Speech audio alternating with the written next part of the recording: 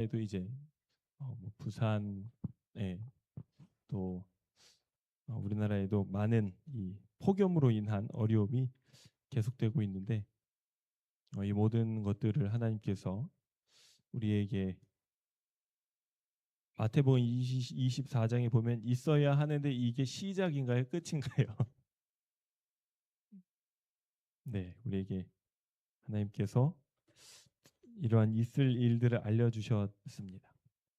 오늘은 다시 한번 이 시대의 발자국 소리를 들으면서 돌아온 한 사람에 대한 이야기를 좀 드리고자 합니다.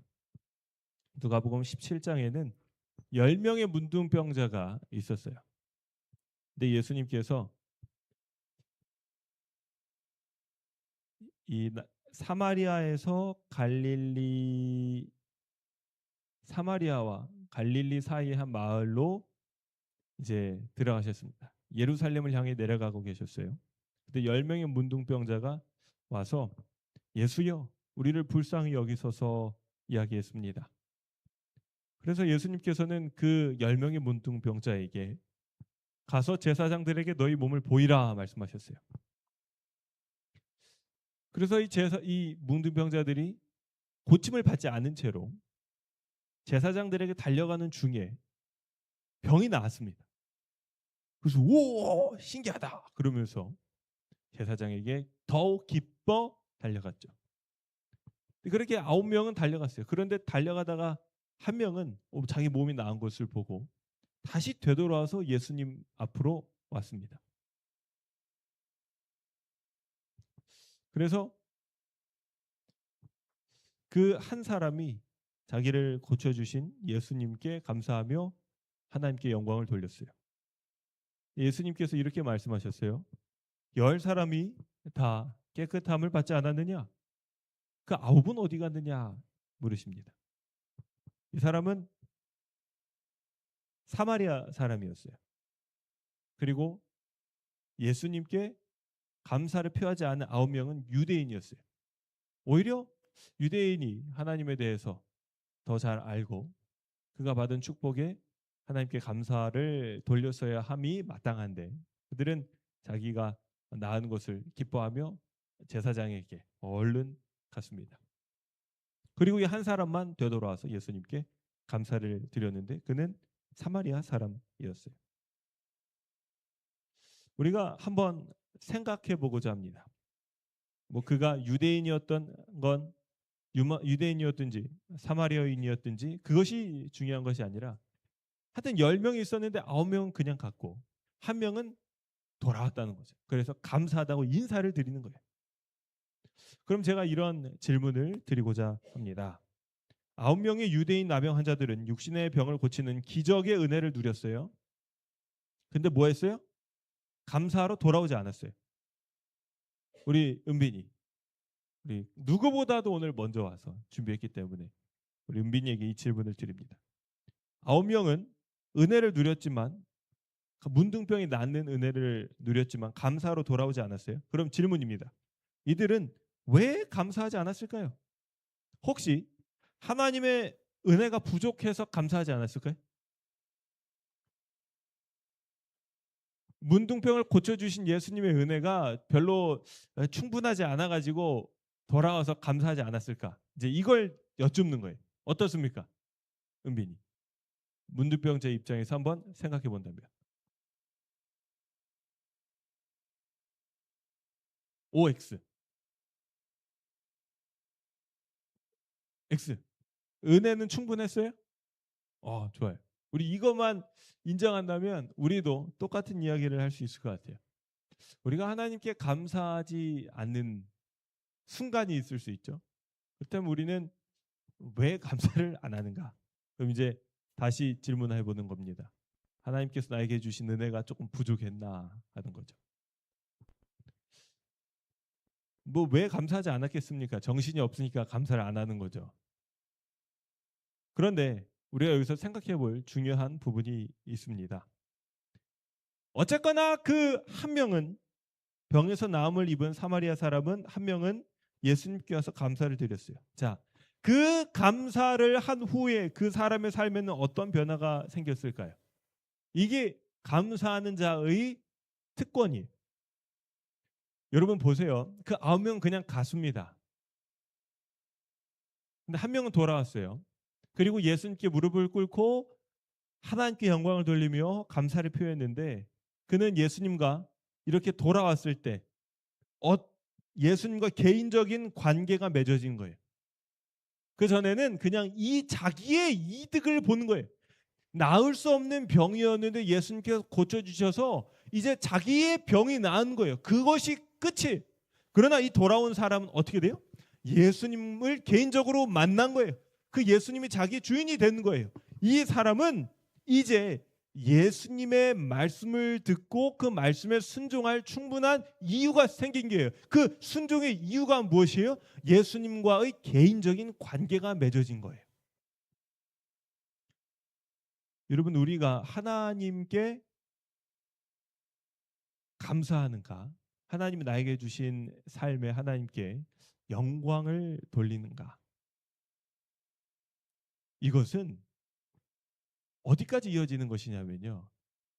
내가 하나님께 개인적으로 나를 위하여 피를 흘리신 예수님을 감사하며 그리고 그분 앞에 나아가서 이제 주님이 나의 주인이시기에 주님이 나에게 하시는 말씀을 내가 순종하겠습니다. 나를 어디로 이끄시든지 그 길을 따라가겠습니다 하는 순종의 축복으로 이어지는 시작이 감사예요. 여러분 저는 이 말씀을 서두에 드리면서 우리가 지금 생각해 보고 있는 그 주제를 다시 한번 상기해 보고자 합니다. 마지막 날 사건들은 이러한 기록이 있어요. 개국 이래로 없던 환난의 때가 곧 우리에게 닥쳐올 것이다. 그러므로 우리는 현재 경험하고 있지 못한 경험, 즉 사람들이 얻기를 너무도 게을리하고 있는 한 가지 경험을 얻어야 할 필요가 있다. 질문을 드립니다. 우리가 현재 경험하고 있지 못한 한 경험, 사람들이 얻기를 너무나 게을리하고 있는 이 한 가지 경험은 뭘까요? 어떤 경험일까요? 저는 그 한 가지 경험이 바로 돌아온 한 사람이 되어서 예수님께서 나에게 주신 축복에 대하여 하나님께서 나에게 주신 은혜에 대하여 감사와 찬송을 돌리는 영광을 돌리는 그 경험이라고 생각을 합니다. 이 경험은 우리를 하나님의 말씀의 순종으로 이끌 것이에요. 하나님과의 개인적인 관계로 이끌 것이에요. 그리고 더욱 하나님의 말씀을 사모하도록 우리를 인도하실 거예요. 그래서 결국에는 이 말씀이 꿀송이보다 더 달다고 고백한 시편 저자의 고백과 같이 우리도 아침 저녁으로 주님의 말씀 가운데 나를 두고 하나님의 말씀과 동행하며 순종하며 살아갈 것이에요. 여러분 이 경험은 제가 찬양하면서도 말씀을 드렸지만 마지막 날 사건들을 우리 교회가 다 읽고 졸업하면서 시작해야 할 한 가지 가장 중요한 도전입니다.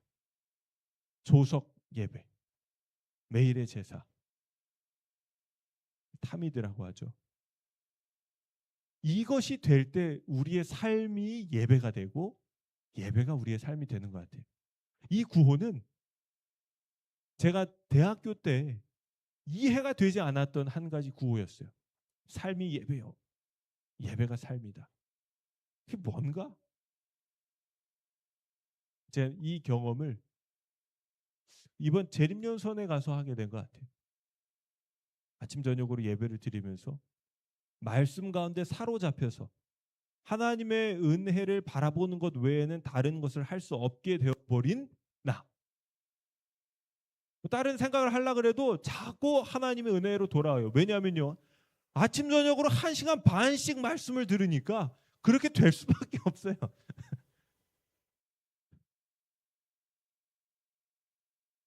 우리가 뭘 더 바라보느냐에 의해서 우리의 생각이 결정되어지는 것 같아요.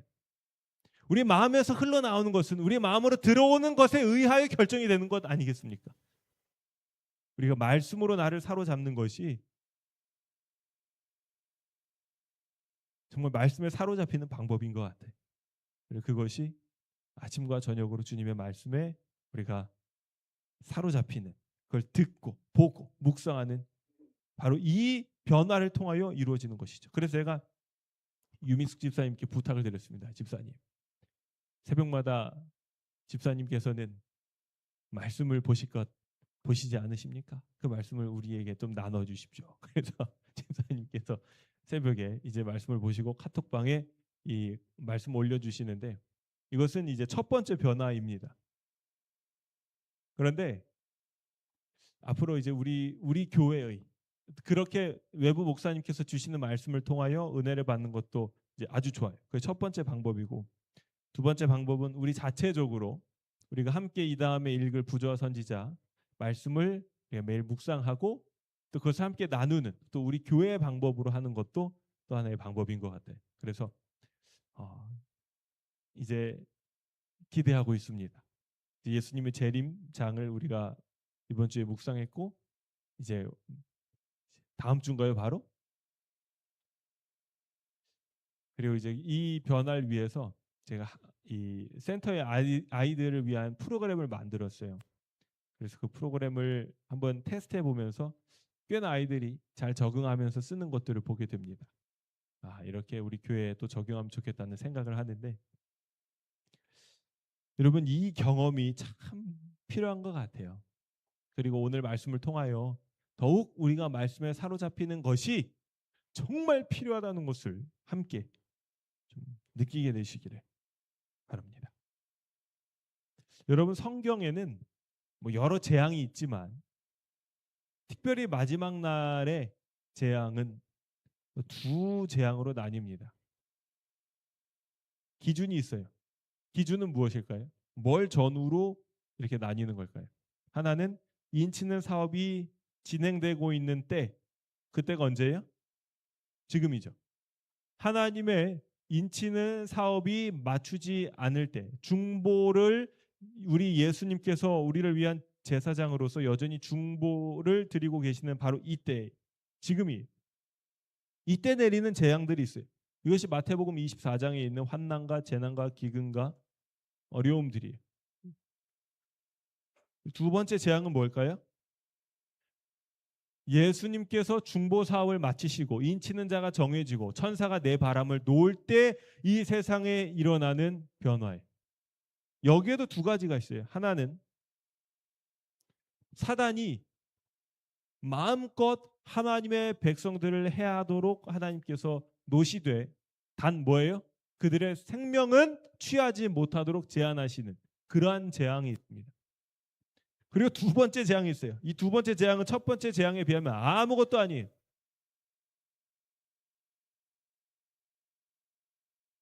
예수님께서 오실 때 일어나는 지구의 변화예요.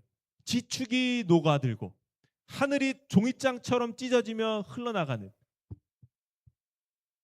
그리고 그 사이에 우리 구원받을 백성들이 임하는 재앙이 있습니다. 그리고 이것을 아마겟돈 전쟁과 야곱의 축복으로 비유가 돼 있어요. 하나님의 법을 따르지 않는 자들을 따르는 자들을 이 사단이 다 죽이고자 하는 한 법령을 세우는 그러한 우리들을 향한 재앙이 선언이 되어 있어요. 이 두 재앙은 기준이 뭐예요? 인치는 사업, 구원받을 백성이 선정되는 정해지는 그 시간이 여전히 진행 중이냐, 그리고 이제 끝났느냐에 의하여 나뉘게 됩니다.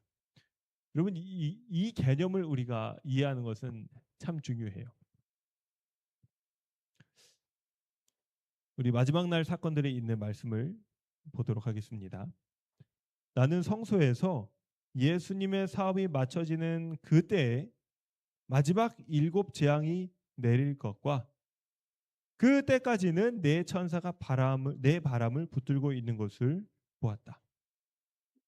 근데 이 재앙들은 이 예수님의 인치는 사업이 맞춰지는 때에 마지막 7재앙이 내리는데 그때까지는 내 바람을 붙들고 있죠. 자, 그런데 이 재앙들이 의인들에 대한 악인들의 분노를 자극해요. 이 내리는 재앙들에 의하여 의인들을 향한 분노가 커지게 됩니다. 그리스도께서 성소에서 당신의 중보 사업을 마치실 때 짐승과 그 우상에게 경배하고 그 표를 받은 자들에게 이미 경고한 자비가 섞이지 않은 진노가 내릴 것이다. 자, 보세요. 그 표를 받은 자들에게, 짐승과 그의 우상에게 경배하고 표를 받은 자들에게 이미 경고한 자비가 섞이지 않는 진노가 내린대요. 이 진노가 방금 전에 봤던 뭐예요? 천사가 내 바람을 붙들고 이걸 놨을 때 일어나는 7재앙이에요. 그리고 이 재앙들이 사실은 뭐예요? 하나님의 경고를 끝까지 무시한 자들에게 내린 하나님의 진노인데, 이 진노가 뭘 또 약이에요? 의인들에 대한 분노를 또 자극하게 돼요. 이러한 절차가 있습니다. 하나님께서 이스라엘을 구원해 내시려 하셨을 때 애굽에 내린 재앙은 하나님의 백성과 마지막 구원 직전에 이 세상에 내릴 더욱 무섭고 큰 규모의 형벌과 사실상 유사한 것이었다라고 말합니다. 참 흥미로운 부분이에요. 여러분, 출애굽의 이스라엘 백성들이 이제 애굽을 나가기 전에 재앙이 있죠. 그 열 재앙이 있습니다. 왜 하나님은 그러한 방법으로 열 재앙을 내리심으로 이스라엘을 애굽에서 끄집어내셨을까요? 우리가 그 이야기가 분명히 나옵니다. 아마겟돈 전쟁의 역할이 있다 그랬어요. 그 역할이 우리가 무엇인지 알면 하나님의 진노가 우리에게 굉장히 그렇구나 하고 납득이 됩니다. 그런데 분명한 것은 바로가 그 열재앙이 임하기 전까지에는 이스라엘 백성들을 자기 의지로 내보내 주었을까요? 절대로 그렇지 않았을 거예요. 마지막 구원 직전에 이 세상의 재앙이 내린 후에야 이 세상에 있는 하나님의 말씀을 끝까지 거절하고 그들의 죄를 붙들기로 한 사람들은 그들의 죄가 잘못되었다라는 것을, 그들이 살아온 길이 하나님의 뜻이 아니라 잘못되었었다는 것을 그들이 인정할 수밖에 없는, 그리고 그들의 죄를 멈추게 되는 그러한 일이 있을 것입니다. 다시 질문을 드리면, 인치는 사업이 마치기 전에 있을 환난과 인치는 사업이 마친 이후에 있는 환난은 어떻게 다른가? 인치는 사업 전에 있을 일들은 이러합니다. 구원의 사업이 마무리되어 가는 동안 땅에 환난이 다가오지만 결국 열국이 분노해도 셋째 천사의 사업을 방해하지 않도록 아직 억제되어 있는 상태이다. 환난이 있지만 이 셋째 천사의 사업이 멈춰지지 않도록, 전해져야 할 복음이 전해질 수 있도록 아직 억제되어지는 상태예요. 그리스도께서 아직 성소에서 중보하시고 아직 은혜의 문이 열려 있고 중보자가 계세요. 그게 무슨 말이에요? 누구든지 아직 예수님을 믿고 회개하면 구원에 이를 수 있는 시간이 있다는 거예요. 이때 일어나는 짐승의 우상, 형성, 그리고 일요일 법령이 세워지고 또 박해가 이루어지지만 이 박해는 사실상 하나님의 백성을 걸러내는, 구별하는 시험이 됩니다. 인치는 사업 후에 있을 사업은 무엇인가요? 그 사업 전에 있을 모든 환난은 구원받을 백성을 걸러내는 하나님의 도구라고 한다면, 후에 있을 일은 억제가 완전히 풀리게 돼요. 인치는 사업이 끝나면 내 천사가 바람을 붙잡던 손을 놓게 되고 기근과 전염병과 칼이 임하며 나라와 나라가 서로를 대적하여 온 세상이 혼란에 빠지게 됩니다. 무엇이 없어요? 이제 억제하는 손길이 놓이게 돼요. 더 이상 중보자가 계시지 않아요. 그리고 이것이 가장 결정적인 차이가 됩니다. 이때부터는 우리 성도들도 중보자 없이 하나님 앞에 서게 됩니다. 이 재난의 기간에는 더 이상 죄를 위한 용서가 없고 은혜가 없어요. 모든 사람의 운명이 이미 결정되어 버리는 것이죠. 좀 비교를 하자면 인치는 사업 전과 후로 나뉘게 되는데, 그리스도는 인치는 사업 전에는 하늘 성소에서 중보 사역을 진행하고 계세요. 하지만 후에는 다 이루었다고 선언하시고 지성소를, 제사장 역할을 중단하세요. 이제 심판자로 오시는 거예요. 내 바람은 인치는 사업 전에는 아직 붙들려 있어요. 억제되어 있습니다. 그러나 후에는 이것이 놓이게 돼요. 그리고 마지막 전쟁을 위해 이것이 이제 모든 하나님의 거룩한 성령이 악한 자의 그 악을 억제하는 것, 손을 놔 버리시는 거죠. 그래서 성령은 인치는 사업 전에는 어느 정도 악을 제어하시지만 후에는 제어하시는 성령이 철수되고 사단이 회개하지 않는 자들을 완전히 지배하게 됩니다. 이것은 큰 변화예요. 인치는 사업 전에는 일요일 법령이 세워질 거예요. 그리고 짐승의 우상이 형성됩니다. 짐승의 우상은 뭐예요? 이 일요일 법령을 강제로 지켜야 한다는 법이에요. 여러분, 인치는 사업 후에 있는 법은 뭐예요? 일요일 짐승의 우상에게 경배하지 않는 자들을 다 죽여도 좋다는 법령이에요. 이것이 다른 거예요. 그 죽여도 좋다는 법령은 인치는 사업 이후에 최후의 환난 때 있는 것이고, 이것이 아마겟돈 전쟁이 야곱의 환난으로 이어지는 것입니다. 그러나 그 전에는 이것을 지키지 않으면 안 된다는 법령이 세워지는 것이에요. 그 강제하는 것이 짐승의 우상이라고 표현되는 것입니다. 그리고 이때는 인치는 사업이 여전히 있고 성령의 늦은 비가 있고 큰 외침이 우리에게 있어요. 사람들의 상태는 인치는 사업 전에는 각자의 운명이 아직 결정 중에 있습니다. 시험이 진행돼요. 그리고 하나님께서는 당신의 백성을 바벨론에서 불러내실 거예요. 우리의 역할은 무엇입니까?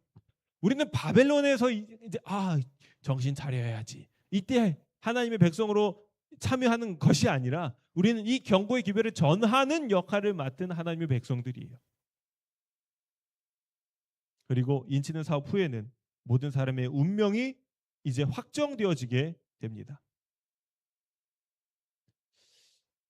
재앙의 성격을 보도록 하겠습니다. 이때에는 기근과 온역과 전쟁과 이런 모든 내용들이 부분적으로 일어나요. 그리고 자비가 섞여 있어요. 그러나 후에는 자비 없이 쏟아지는 재앙이 일어나게 됩니다.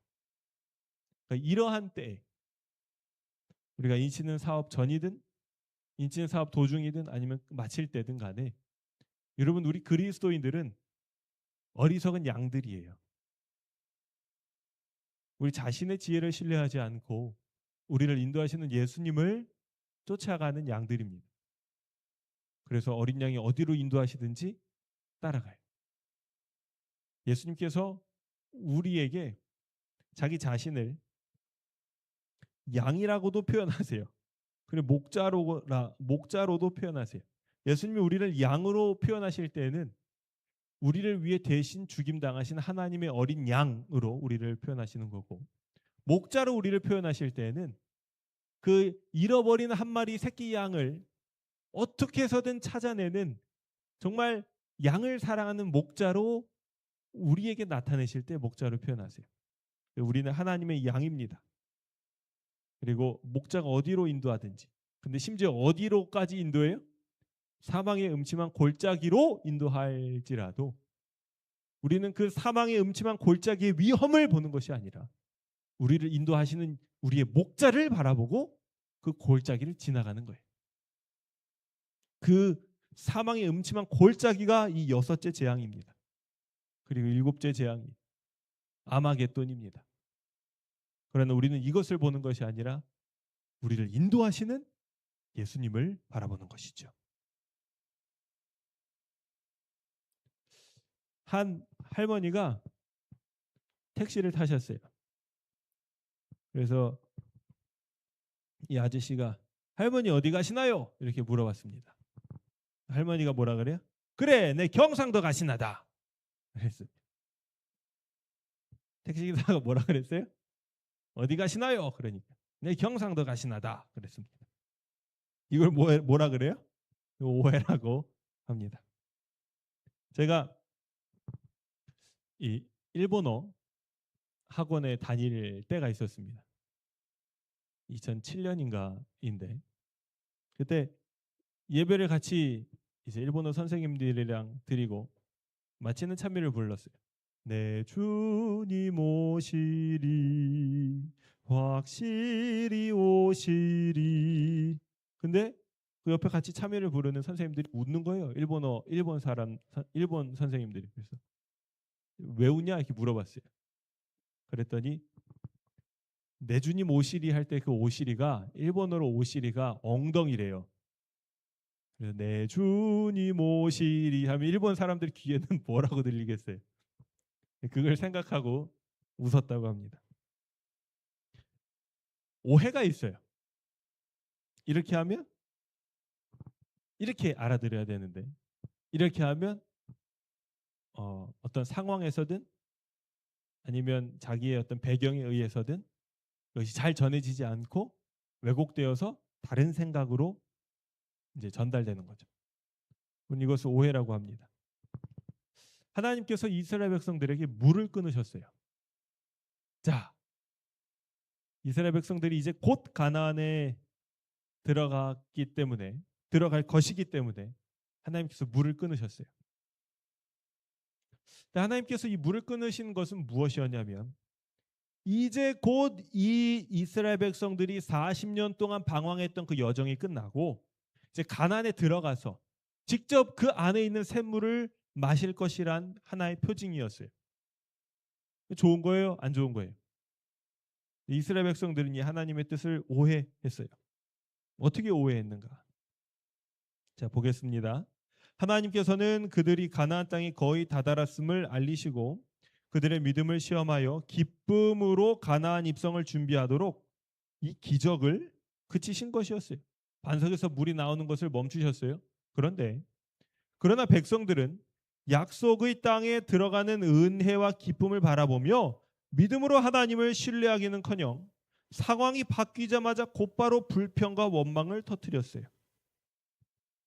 이것이 오해입니다. 하나님은 우리에게 야 이제 너희들 다 왔다 하면서 물을 중단하셨는데 이스라엘 백성들은 그 하나님의 사인을 못 알아듣고 하나님 이게 뭡니까? 왜 또 물이 없습니까? 하며 곧바로 불평을 터뜨립니다.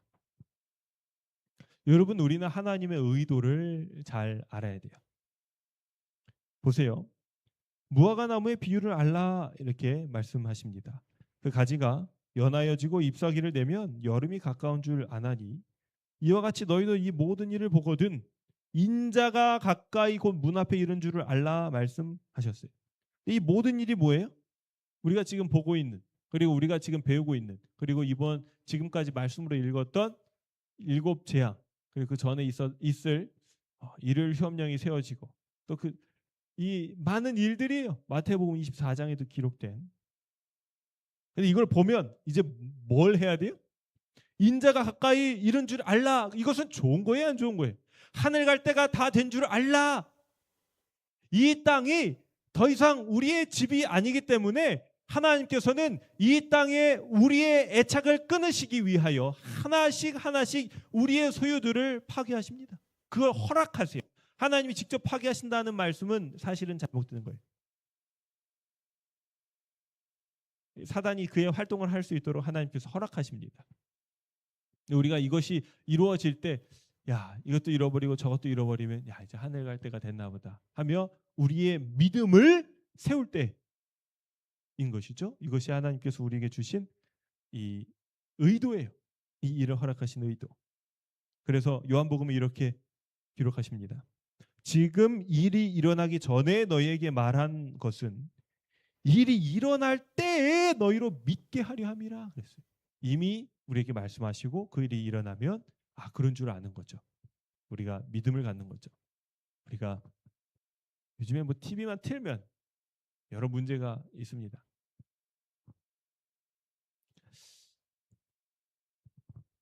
인치는 사업이 마친 후에 있을 여러 일들이 있어요. 그리고 이 일들은 하나님께서 이 일이 일어날 때 우리로 보고 이제 예수님의 때가 다 온 줄을 알라고 우리에게 주시는 것이에요. 이것은 우리의 믿음을 흔들거나 우리의 소망을 파괴하기 위하여 하나님께서 허락하신 일들이 아니라 오히려 우리의 믿음을 굳게 하시기 위하여 허락하신 일들입니다. 마귀의 영들은 땅의 왕들과 온 세상 사람들에게 나아가서 속임수로 그들을 얽어매어 하늘 정부를 대적하는 그의 마지막 투쟁에 사단과 연합하도록 그들을 강요할 것이에요. 그리고 두 큰 반대의 세력이 마지막 큰 싸움에 나타나게 됩니다. 한쪽 편에는 하늘과 땅의 창조주께서 서 계세요. 그리고 그분 편에 있는 모든 자들은 그분의 인을 지니고 있어요. 여러분, 그분의 뭘 가지고 있어요? 인을 지니고 있어요. 이미 이 마지막 싸움이 시작될 때에는 구원받을 백성들이 정해진 것이, 우리는 구원받은 백성으로서 최후의 전쟁에 임하게 됩니다. 그들은 그분의 명령에 순종해요. 다른 편에는 배교와 반역을 택한 자들과 함께 흑암의 왕이 서 있어요. 무서운 투쟁이 우리 앞에 이릅니다. 우리는 전능하신 하나님의 큰 날의 싸움에 접근하고 있어요. 제지를 받아온 것들이 놓이게 돼요. 미구의 선과 악 사이의 마지막 큰 전쟁이 있게 될 것인데, 지구는 전쟁터, 곧 마지막 싸움과 마지막 승리의 현장이 될 것입니다. 이것을 뭐라 그래요? 아마겟돈 전쟁이라고 합니다. 다시 한번 말씀드려요. 이 마지막 전쟁, 여섯째 재앙은 구원받은 백성들이 정해진 후에 있을 일들이에요. 우리는 이 싸움에 임할 때 이미 구원받을 백성으로서 임하는 것이에요. 그러니까 야, 이거 어떡하냐 하며 두려워하면 돼야 안 돼요? 근데 이 말씀을 보면 다 이제 두려워할 것이라고 나와 있죠.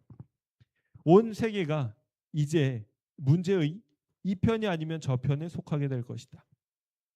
아마겟돈 전쟁이 있게 될 것이다. 그리고 그날에는 우리 중 아무도 자고 있어서는 안 된다 그랬어요. 우리는 슬기로운 처녀처럼 등과 함께 우리의 그릇에 기름을 가지고 눈을 크게 뜨고 깨어 있어야 합니다. 제가 초등학교 때 한 목사님께서 아마겟돈 전쟁을 설교하셨어요. 그리고 목사님께서 이렇게 말씀하셨어요. 여러분, 이 최후의 아마겟돈 전쟁이 왜 일어나는 줄 아십니까? 맞춰보세요. 아마 갯돈 때문에 일어나는 것입니다.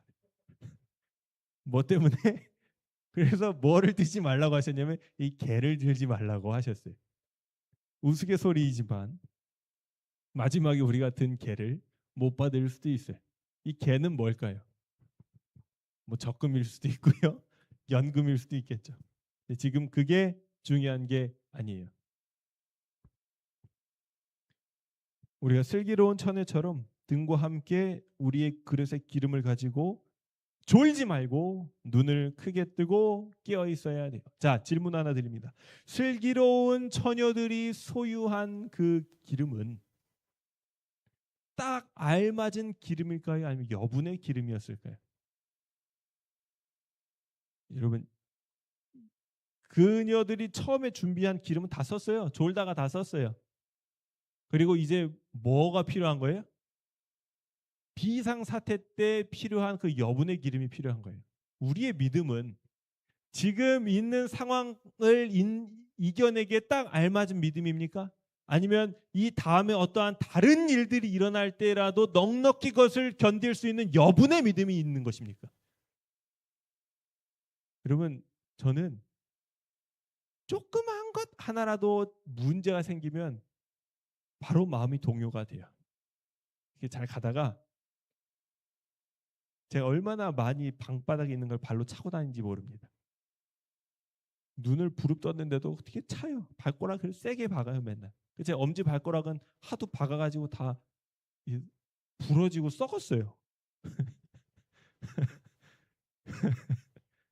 제 왼쪽 발가락은 그래서 어렸을 때 길가에 있는 돌을 잘못 차가지고 부러져가지고 이 오른쪽 발가락보다 더 짧습니다. 그렇게 방바닥을 차요. 지금도 차는 것 같아요. 근데 그런 거 한번 차면 평안이 깨져요. 아이고 아파라 그러면서. 여러분은 어떠신가요? 의도치 않은 어딘가에 팍 부딪히시면 그런 일들을 넉넉히 이겨낼 믿음이 있으신가요? 여유가 있으신가요? 내가 생각했던 요 테두리 밖에 일이 갑자기 팍 하고 일어나면 어떻게 그런 일들을 대하시나요? 요 슬기로운 처녀, 미련한 처녀 관계없이 여기 결혼식에 참여하려고 마음먹은 10 처녀들은 다 그들이 필요한 기름을 준비했어요. 그런데 슬기로운 처녀는 왜 슬기롭다는 평을 받는가? 혹시 모를 일에 대비하여 여분의 기름을 준비하고 신랑이 늦었을 때 졸다가 어휴 일어나는 것은 똑같습니다. 그러나 그때에 필요한 기름을 따로 더 준비했다는 것이죠.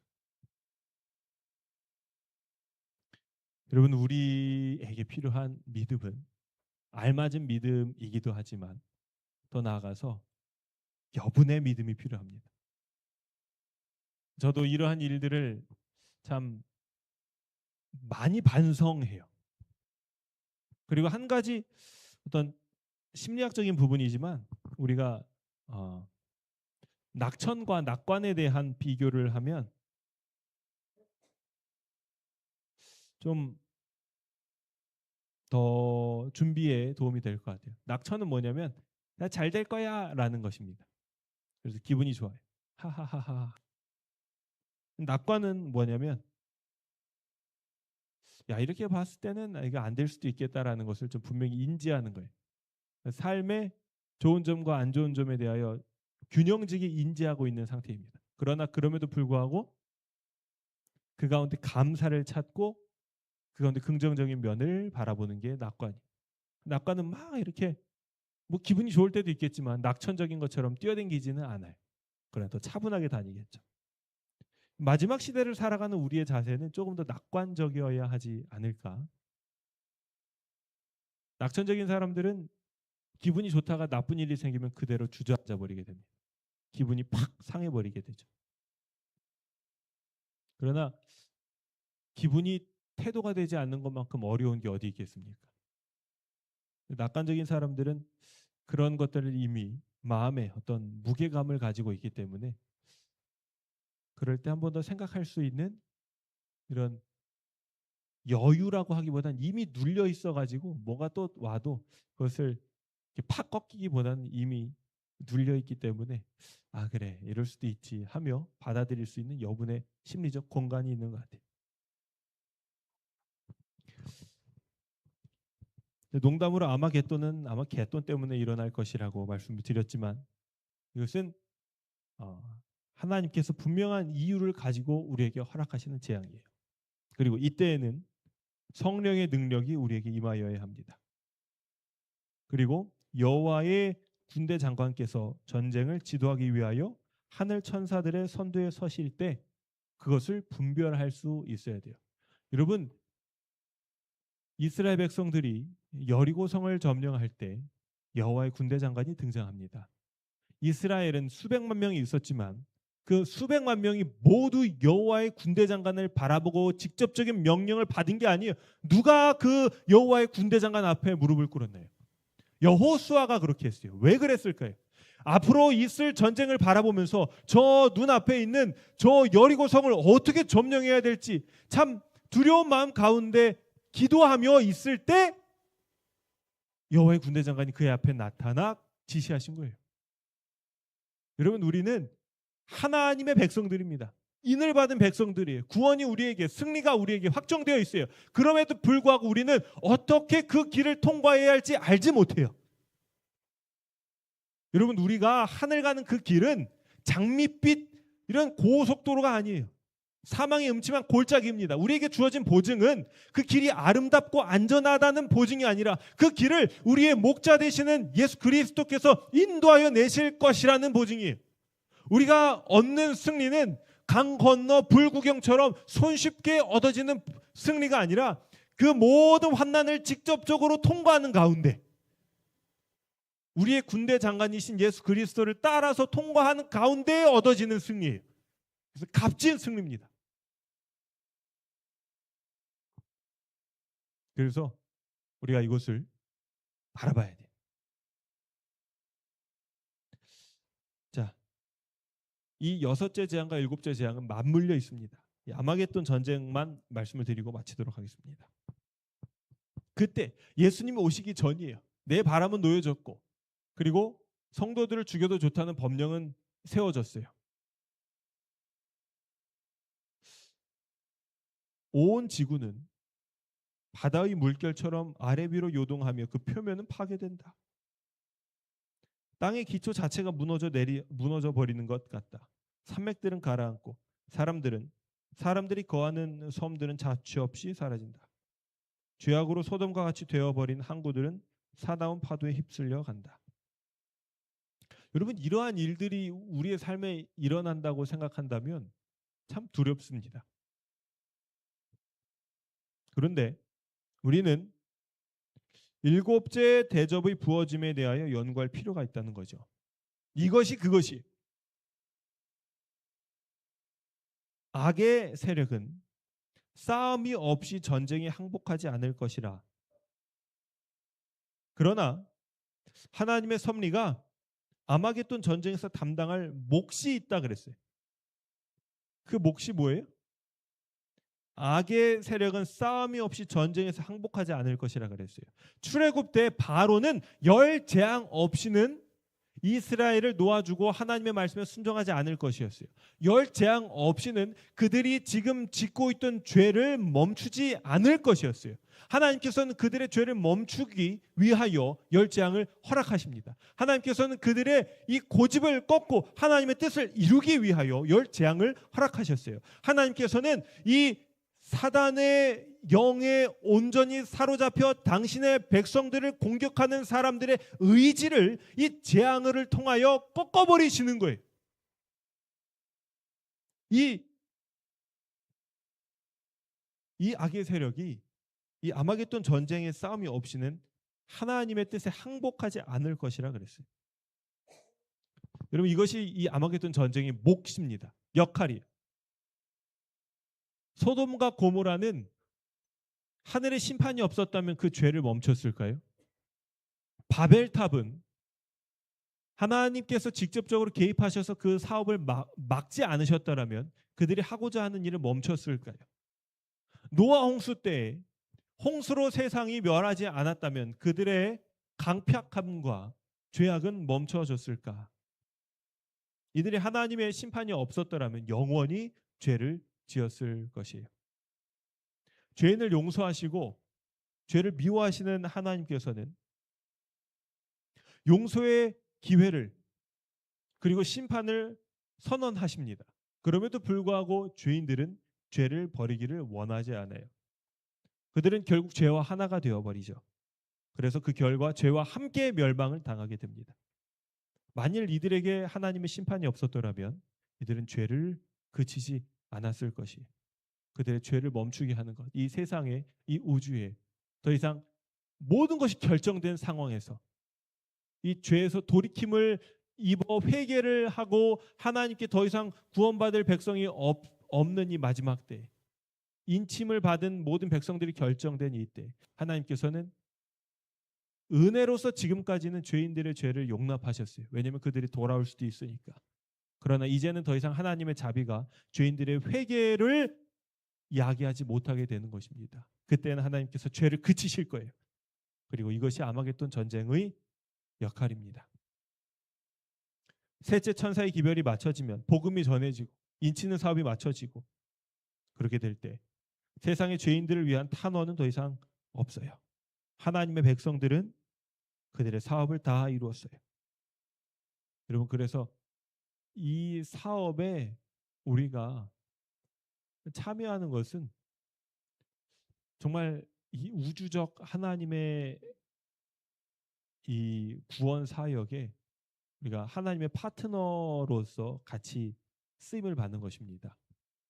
그건 아마 우리가 뭐 AI를 개발하는 회사에서 일하든 아니면 뭐 애플이나 구글에서 일하는 것보다 혹은 삼성에서 일하는 것보다 더 큰 우리에게 영광이 될 것이 하나님의 사업에 참여하는 일.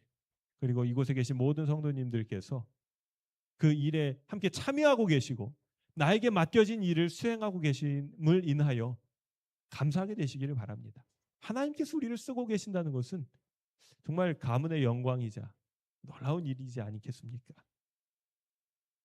그들은 유쾌하게 되는 날이 주 앞으로부터 이르는 늦은 비를 받았으므로 그들 앞에 있는 시련의 때를 위하여 준비를 갖추었습니다.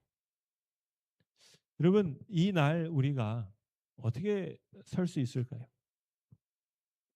우리가 준비해야 될 것은 무엇일까요? 이 날을 맞이하는 우리의 자세는 어떤 것일까요? 제 질문을 하나 드리겠습니다.